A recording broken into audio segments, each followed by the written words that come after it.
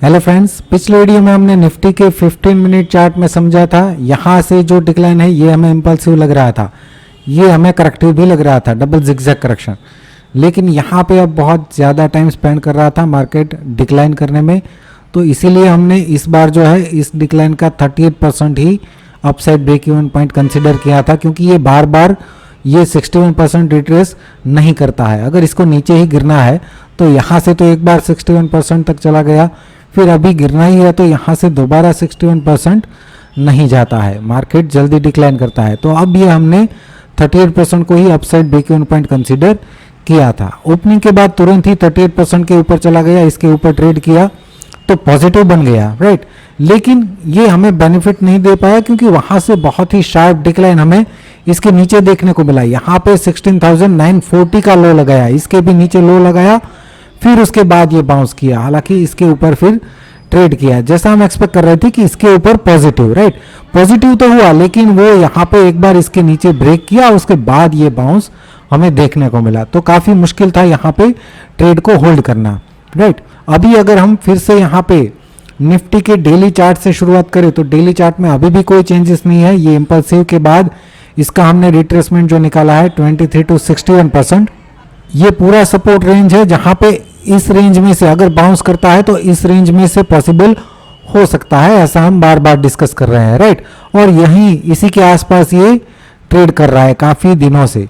तो अभी हम क्या करेंगे, जैसा हम करते आ रहे हैं, यहां से जो लास्ट एबीसी डिक्लाइन है, ये 3 वेव डिक्लाइन, उस पर हम फोकस करेंगे कि यहां से जो ब्रेक इवन पॉइंट है, अपसाइड ब्रेक इवन पॉइंट, इसके ऊपर अभी भी ये नहीं ट्रेड कर रहा है, राइट। तो उस पैटर्न पे फोकस करते हैं। यहाँ पे अगर हम देखें तो ये लास्ट 3 और 3 जो है उसका रिट्रेसमेंट 38%, इसके ऊपर अभी भी ये नहीं गया है। ओवरऑल पॉजिटिव इसके ऊपर ट्रेड करता है तो ही हम कंसिडर कर रहे हैं, राइट। यहाँ पे एक इंपल्सिव बाउंस तो दिया है, उसके बाद यहाँ पे डिक्लाइन जो है वो भी हमें इंपल्सिव लग रहा है। अभी इसके बाद ये बाउंस किया है, अभी देखना ये है कि क्या ये करेक्टिव बाउंस है और यहाँ से ये फिर से कंटिन्यू करेगा या फिर इसको ब्रेक करके ये पॉजिटिव बन जाएगा, राइट। तो इसके लिए यहाँ से जो पैटर्न है उसको हम स्मॉलर टाइम फ्रेम में देखेंगे और इमीडिएट मूव क्या हो सकता है वो समझने की कोशिश करेंगे।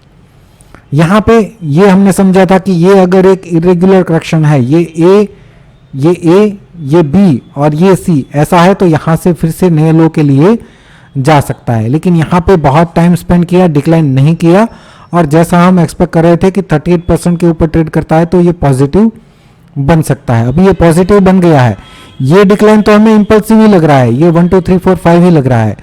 तो अभी इसका अगर हम रिट्रेसमेंट निकाले तो ये 61% के ऊपर भी आज चला गया, राइट। लेकिन क्लोजिंग 61% के नीचे, एवरेज क्लोजिंग जो है वो नीचे आया है, 17,080 पर आया है, राइट।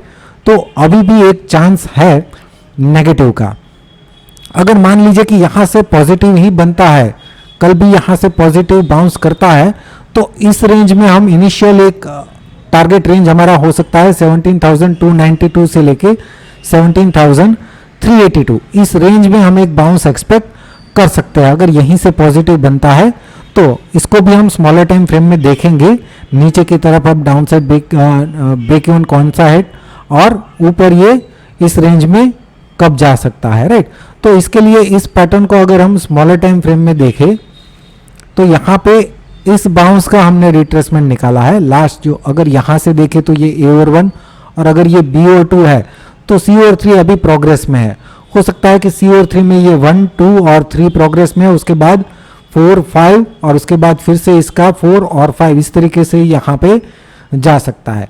लेकिन अगर मॉर्निंग में ही अगर इसको ब्रेक कर देता है 38% को, 17,055 के नीचे ट्रेड करने लगता है, तो फिर इस बाउंस को भी हम करेक्टिव बाउंस कंसीडर करेंगे और डिक्लाइन जो है अब शार्प होना चाहिए। अब अगर इसको ब्रेक करता है तो, लेकिन अगर पहले 15 मिनट में ही इस रेंज में सपोर्ट ले लेता है या बाउंस करता है, यहां से पॉजिटिव बनता है, तो फिर इस रेंज में हम बाउंस एक्सपेक्ट कर सकते हैं, राइट।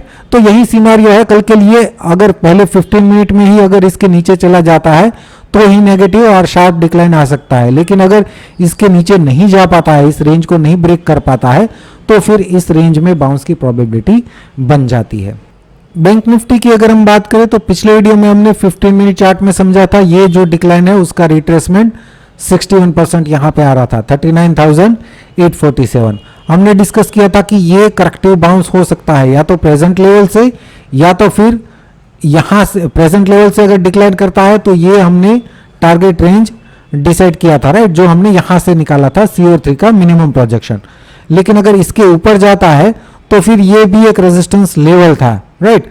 तो इस रेंज में से हम डिक्लाइन एक्सपेक्ट कर रहे थे। इसके ऊपर ट्रेड करता है तो ही हम बैंक निफ्टी में पॉजिटिव थे।